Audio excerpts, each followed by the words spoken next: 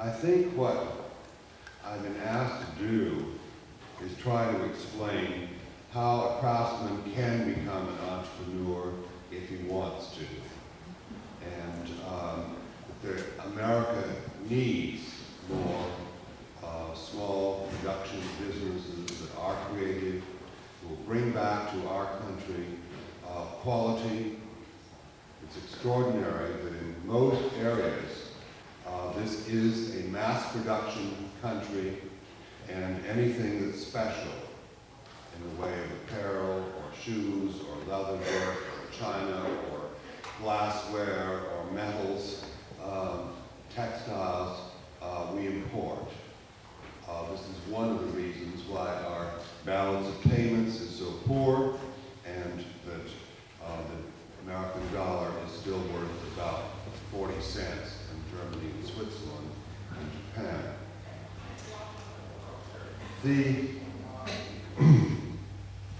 I only hope to open a dialogue with some introductory remarks and to be able to talk with you in the afternoon session and try to answer more specific questions.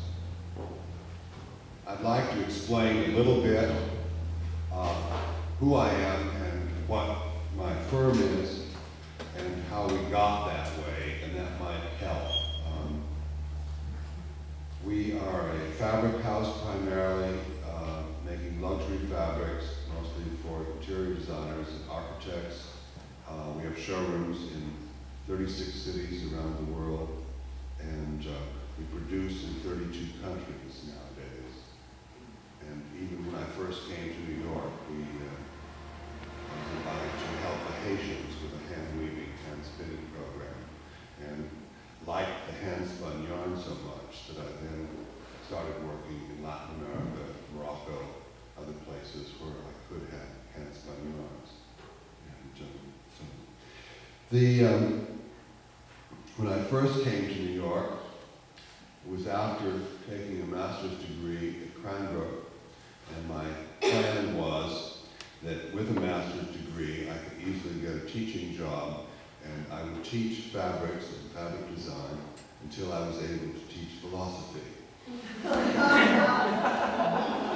gotten, after 8 years of college, I've gotten to like it and thought it would be a nice place to stay. But then looking around at my class at Cranbrook, and we were being trained to be fabric designers, particularly for architectural fabrics, that of my class I was perhaps the most organized and maybe the best equipped to try working with business. Of course, coming out of art school, I hated everything about business, knew nothing about it. I really knew no one in New York, except for one connection. I'd had a wealthy collector near school who would commission some work, and she had a friend named Rothschild in New York who owned a lot of furniture companies that were pretty top class, and she made an introduction, and I took my samples, and all of their chiefs were there, and they looked at them very seriously, and went into a huddle and came back to announce that they really didn't think any of my hand weaves could be turned into production anyway, and not to worry about it, because they were one thing they were sure of, that there was no market for them. A few years ago, the senior Rothschild sent me a note, said he'd made many errors in his career, but he'd never been quite so far wrong, and he was happy that he was. I also had a beloved professor from the University of Washington who admonished me. She'd once been on the New York stage. Jack, don't wear those funny clothes in New York City.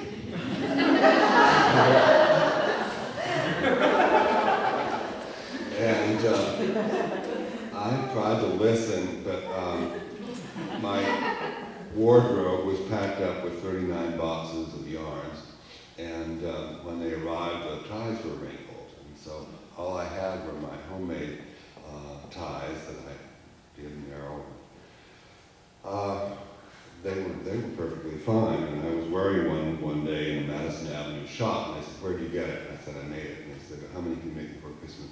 And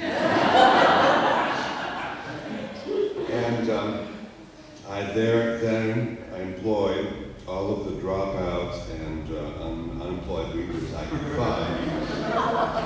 And we did 6,000 ties in 3 months.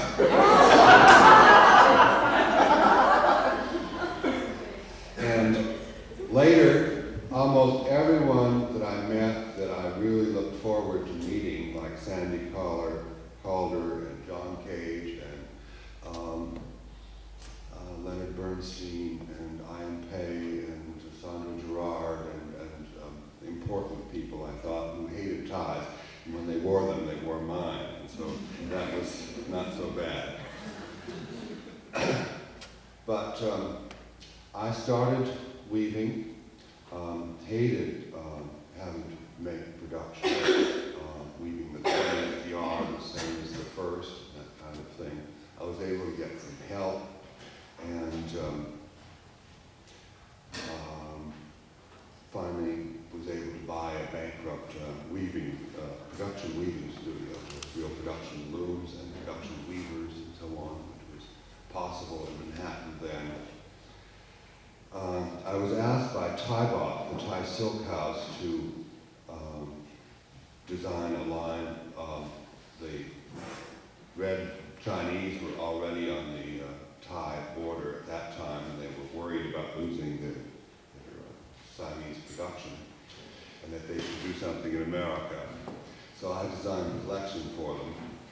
And finally, I said, now I have to talk to your mill, and I can't finish the designs until I know where we're going to produce it and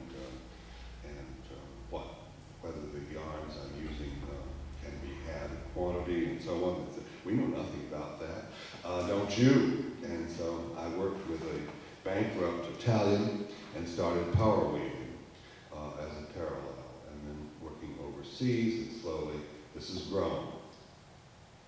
And it's meant very hard work, some reputation, some money to become a craft collector, and a good life, freedom. I travel a very great deal, which I still like. I work all over Asia, and Europe too often, and so on. It's not bad, it's different. My thought was, when I said I would try New York, I'll give it a year, and if I survive, I'll give it another. And if that doesn't work, I'm going to come to Big Sur and be a weaver in a more friendly environment. And I haven't gotten back yet. So, I'm not here to talk to you as one better off, but to point out your options. I'm really keenest on urging you to seek your highest potential in very real terms, not necessarily in the world's terms. When I was young in California, I remember the columns of Peter Yates in Arts and Architecture. The one I liked best was his essay on the precious failures, in which he explained really the people that changed the world were all failures in the world's terms.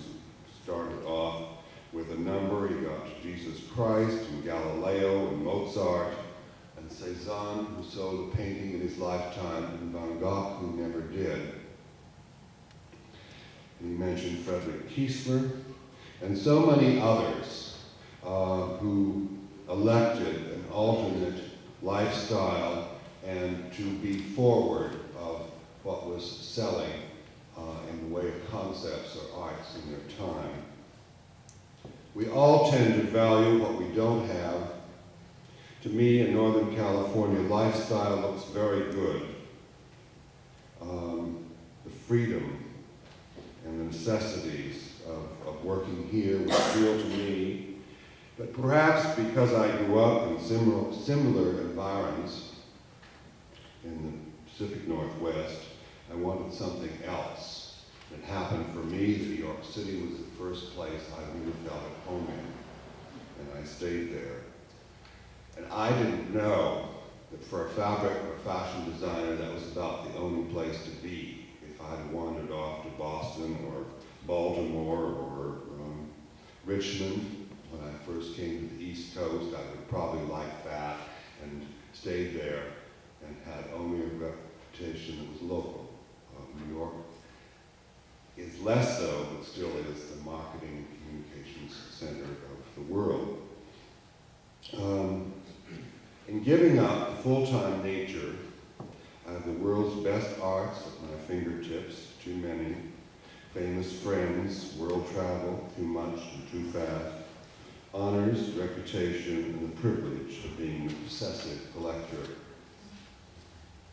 I suggest we all continue to seek deep for where we are, in the words of Carl Sandburg, born naturals. That is, find our true vocation. I started off in architecture and didn't know whether that would lead to landscape architecture or interior architecture, but we had to take a materials study course in our third year and find out the nature of steel and concrete and glass and even a week of textiles. And I loved it.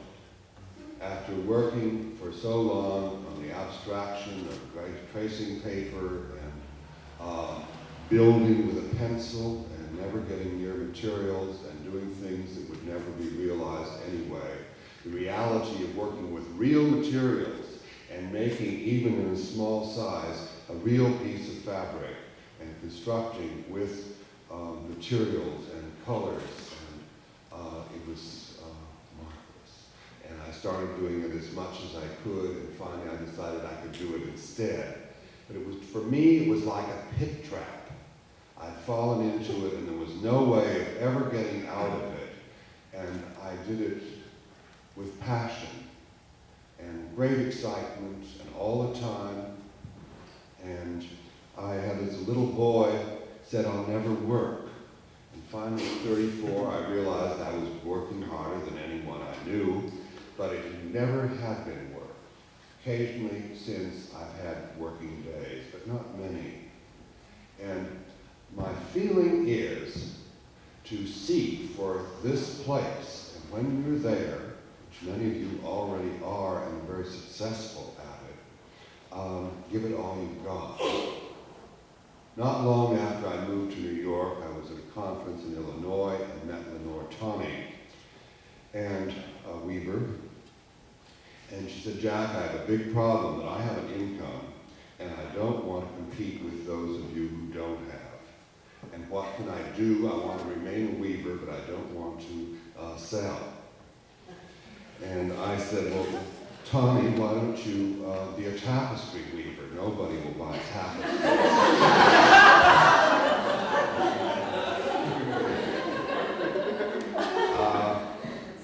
And there was a famous Finnish tapestry weaver in New York with little money and almost no English.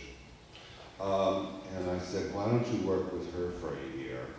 And it'll help her and she'll teach you a lot. And she did. And then she continued, and in her style it became her own, and she worked at it with great passion and excitement.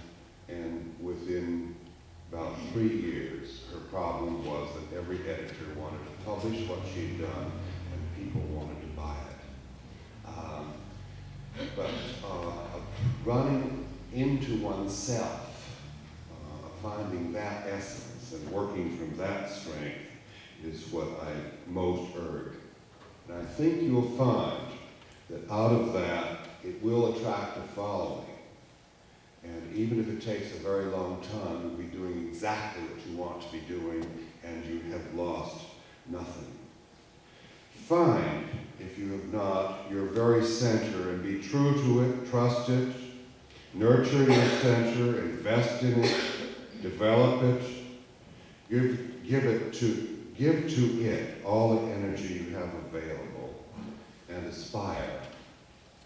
Be aware that even your small triumphs may inspire others, so that this investment in self is not just that. It's a cog in a wheel moving uphill Frank Lloyd Wright once spoke to us in a period when he was, one of the many periods when he was unpopular. He'd done a few commercial things, and he faced up to 2,500 New York designers and architects and asked, he said, have you ever tried moving uphill? He said, I have all my life moved uphill, upstream, and recently I've started coming downstream, and I've come down so far, so fast, that I now feel I can talk to you eye to eye.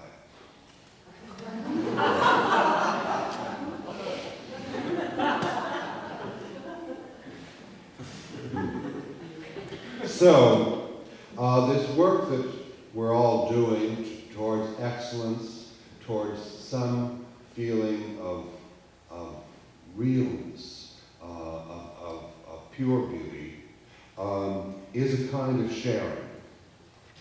Aim high and true. You can be whatever and whoever you want to be.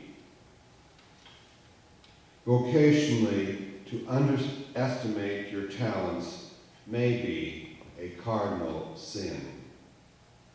To aim too low, I think, is a big mistake. It's like thinking, well, I might get to the moon, it's not so far.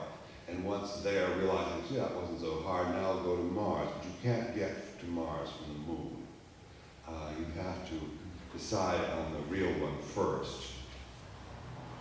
The reason I've stressed all of this is that I strongly feel it works. Producing a magic that will attract a following and an income. And even if it doesn't, it can't be too bad. It's low risk today. People that first came to Mendocino, around the Horn, if they'd ever get here, if they'd survive once they had gotten here, that was a real risk. Today, no one starves to death.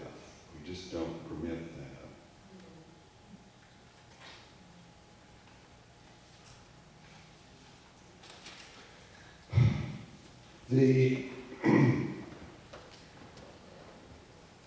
One of the things I sense very strongly is that in the 80s there will be a return to design, of honoring design, buying it. We've been through 2 decades when that is the last thing that anyone wanted. It's interesting that in the post-war 40s and all through the 50s, the prime museum exhibits were in the area of the new architecture, the new design, and particularly in California, the new craftsman. It wasn't until the late 50s, the Museum of Modern Art's major shows were not on design, but on new painting.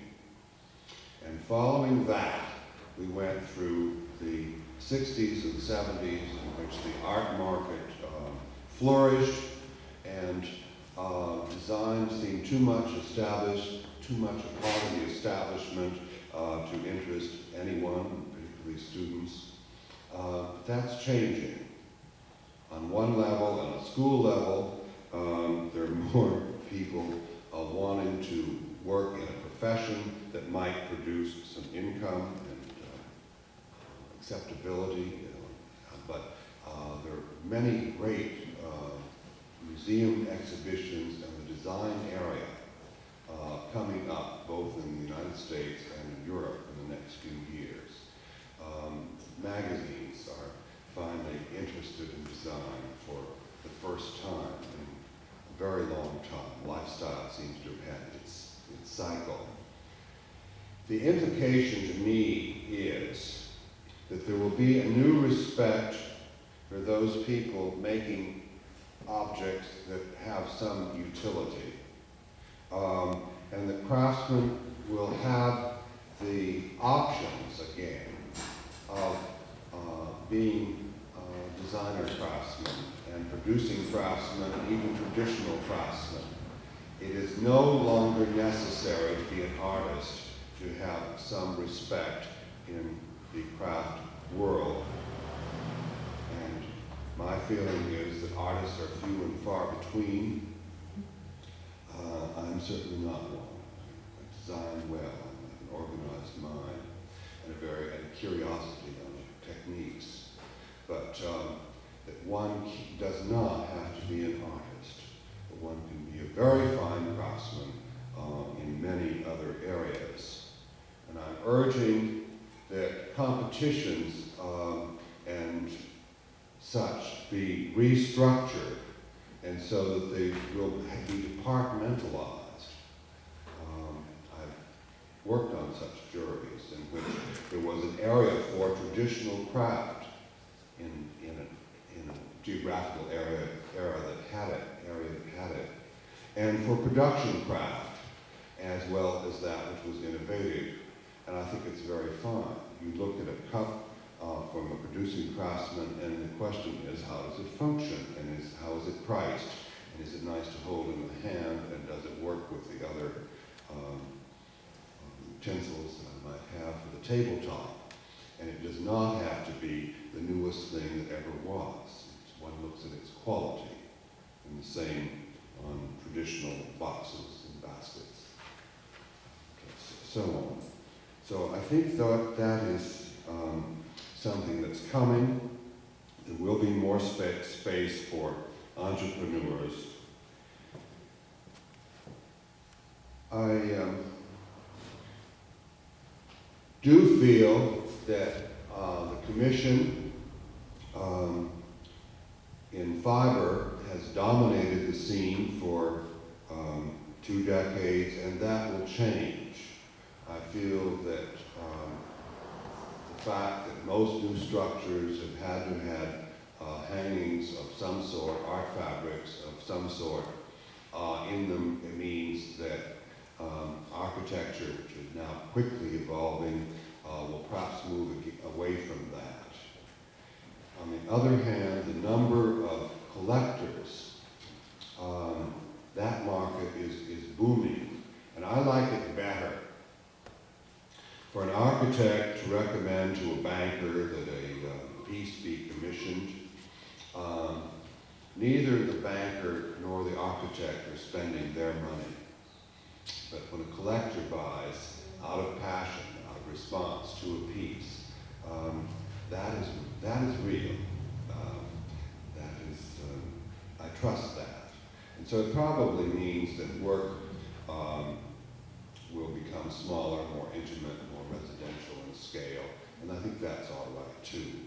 I think many of us in our need to make something very large have sometimes had to overdrive. We were working beyond our experience and areas in which we were most confident. Or we were producing decorative art, which gives color and form to architectural spaces, but is not the deepest, purest expression. If one gets involved in commissions, or with galleries, or other sales outlets, the contract, I find, the letter of agreement, which can be a simple thing. Lawyers are not essential for a letter of agreement, but that it must be totally in writing. We hammer these out sometimes with big corporations. And a week after everything's all signed and sealed, we're busy looking it up and saying, what did we agree to, and what must we do, and when, and so on. And we try to get into it all of the parameters. The presentation will be made on such and such a date. It does or does not have to be flame-proof. And also an escape clause that if this doesn't work, this agreement between us, how do we resolve it? And that divorce agreement, I think, is one of the most important aspects of any contract. And usually it's wise to include that if there is a dispute, that it will go to arbitration. Arbitration is some people that are set up to resolve it out of court, and it costs very little money, and it's fairly friendly I once asked Florence Knoll, after she had done so many great interior projects and banks and corporations so well, so consistently well, how she had managed, never seemingly to blunder. And she said, well, Jackie, the reason was that I had contracts that I could walk out of at any time without losing my shirt. And I think that's very important. She said a few times she had to tell a client, well, maybe you're not ready for us. We should leave the job. And they would usually back off and say, oh no, please stay, and we'll try to conform to your taste, is what we wanted in the first place. And only once did she have to really leave. But I think that part is important. My experience is that it's almost impossible to forecast ahead of time what something's going to cost. And as a result, on most of the commissions my studio's been involved in, we've ended up subsidizing major corporations. And it's partly my weakness and shyness, perhaps. If somebody was going to give me $25,000 to do something, I wanted them to have a $100,000 result. And I think I achieved my goal. And fortunately, there was another part of the business that could take up the slack. Otherwise, it would have been even more disastrous. A technique we found very useful in every kind of endeavor, whether it's an architectural commission or whether we're designing for industry, is a presentation fee. And before that, we may show past work and discuss it, sit down and have a meeting with them. But before recommending to them how we would solve their present need, we would ask for a presentation fee. And it's often about 10% of the total, or if it's a very small job, if somebody wants to buy only a small amount of time, it might be up to a quarter of that. And that is deductible from the final payment, so that the client can recoup the money if it goes forward. But we make a presentation then of how we think this should go. And we have visuals on that, usually quality samples. And then if they want to go forward, they can. And usually they do. One of the thinkings is we've already made some investment here, and the only way we're going to get it back is to move along. It also has given us some insight into the nature and scope of the project, so that sometimes at the presentation fee, we can say that when we first started talking about this, it looked like a $10,000 project. And now realizing what you really need, acoustical control and all of these side effects, and we should work with the lighting consultant to make it work and so forth. It's really a $25,000 project, and that is what you do need. Occasionally we've had to say that, or at least to protect ourselves. If the hours go over, if you need more travel, or to buy more days or hours than we originally talked about, they're available on this kind of a pay schedule, but protect ourselves somewhat. I also find that most of us in pricing make many mistakes. I think typically we don't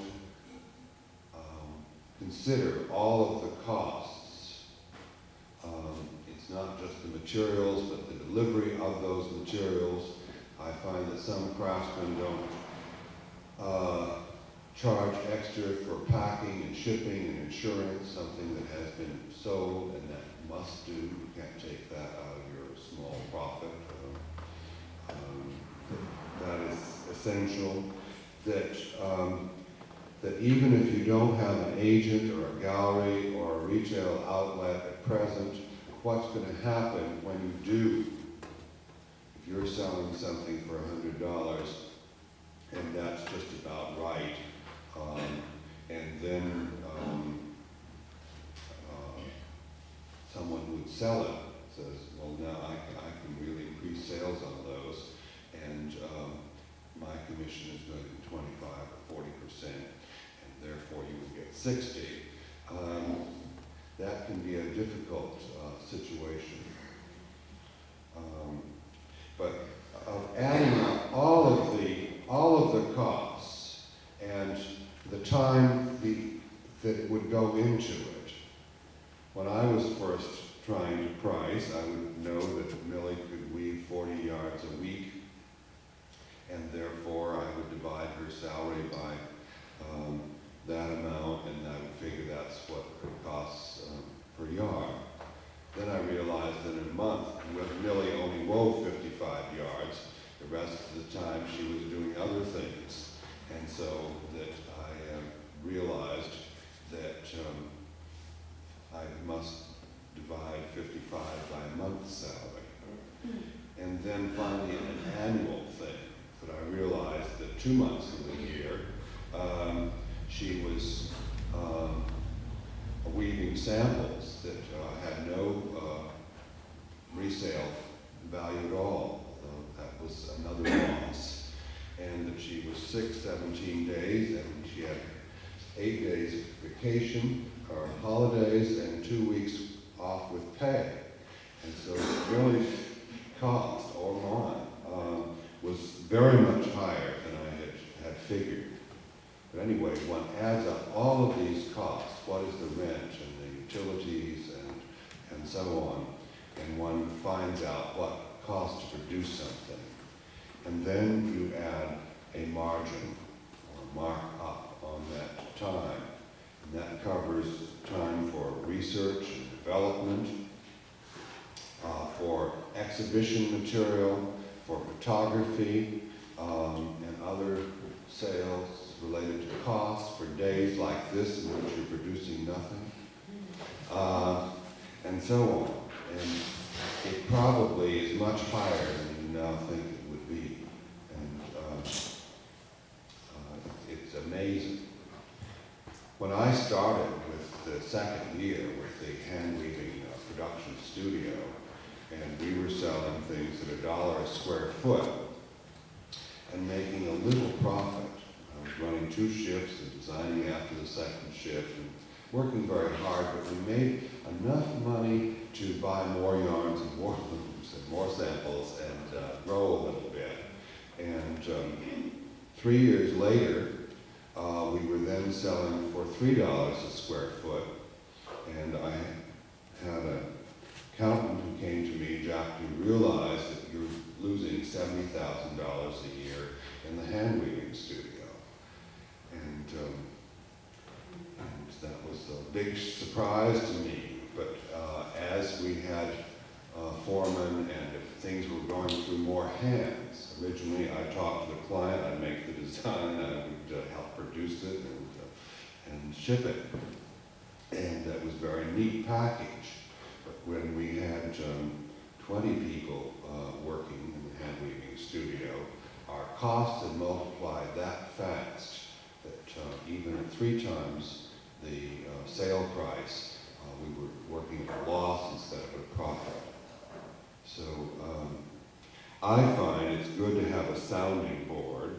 It could be a spouse, somebody to discuss this with. I was very lucky in having ideal nursemaid to new businesses finally on my staff.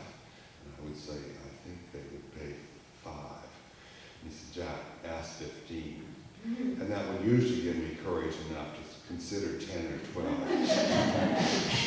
But it would have been even worse without that problem.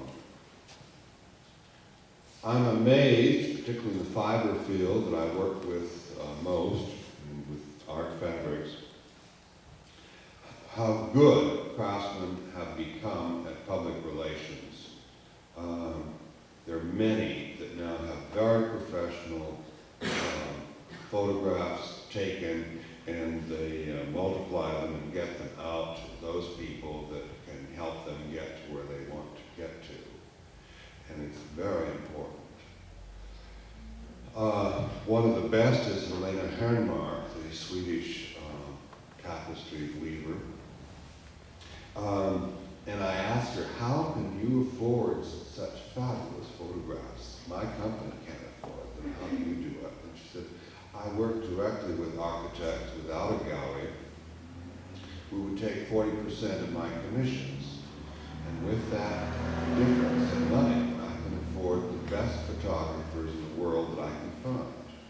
And if you notice that she had 8 pages in mainstream, it's because her photographs were so irresistible that it helps to have really quality photographs and to get them out and to let people know what you're doing, to present it well. To me, there were more competitions in the 50s than there are now, but I found that a wonderfully easy way to try to help myself. That if the work was included in the exhibition, if it won prizes, I didn't have to mention it. The word got out. It didn't have to be aggressive, and if it didn't, nobody knew about it. But I think that exhibits help, and that one's local reputation is enhanced by people realizing that you're well known someplace else. I found that writing and giving lectures was also helped to subsidize my early career. The way I saw America was on a lecture circuit.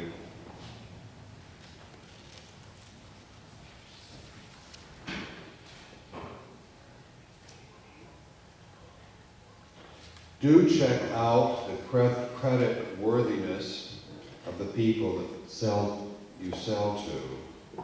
And this includes galleries in high rent districts and shops that look pretty neat. Do they have a history of paying on time? Most of these organizations are set up by people with a good eye and a good heart, and they want to help and to be involved. And usually they have very little business experience, and they get in trouble. They spend money on advertising and openings and overhead that eventually runs short. And some of them sometimes have real problems. And they sell the work of the craftsman, but the lights are going to be turned off or the rent is due. In order to remain open, they must pay others instead. And it can be a sad situation. But it's usually possible to check, and the Karen Kahn shows there, it's worth finding out from Karen, does she get paid? Is there any trouble? And think of these people. You're a potter, that she is a colleague and she's not competition. Keeping a hotline between others. Is the supplier really reliable? And is this dealer is important. So we have today more viable kinds of craftsmen than we've had before. One of the dirtiest words in our field is amateur, sometimes avocational, And I think that is silly. I think anyone who can afford to be an amateur, I'd love to be an amateur craftsman, just like I'm an amateur gardener. I wouldn't want to be a professional gardener, and there are many sportsmen who don't want to be a professional yachtsman or polo player. That's really sort of a cop-out in the sports world, to turn professional. But somehow in our area, the fact that Mrs. Jones really doesn't have to sell what she makes is an automatic write-off. And I think we shouldn't be so hostile to the Mrs. Joneses of the world. They're lucky. So the pride of being an amateur is something I recommend. It doesn't mean that every Sunday painter is good or serious, but there is a possibility there. Designer craftsman was a term invented about 1950 to separate those of us out who had degrees in our field and were wanted to be separated out from traditional or avocational workers. I still think it's a fine term, designer craftsman. And the producing craftsman. And I think one of the mistakes that many of them make is that they try to hit it right down the middle. That not to do anything commercial ever. And on the other hand, if I'm putting 40 hours into this pot, who will ever be able to buy it? It will be priced out of the market. I met in the 50s Signe Persson in Malmö, Sweden, who was typical of the Scandinavian craftsmen at the time, who were selling maybe 3 days a week to industry, and the rest of the time working on their own. Signe Persson was a production potter that made spice jars. And they were the best spice jars in the world, and she had stamps that went into the clay saying this was cloves, etc. And they sold in the best shops here in South America and Europe. And she became known for them and was prideful of them. And at 1 o'clock every day she stopped making them. From that time on, she could invent forms, she could work on things that never sold, that never would have to sell. She became a Lenor Larsen after 1 o'clock.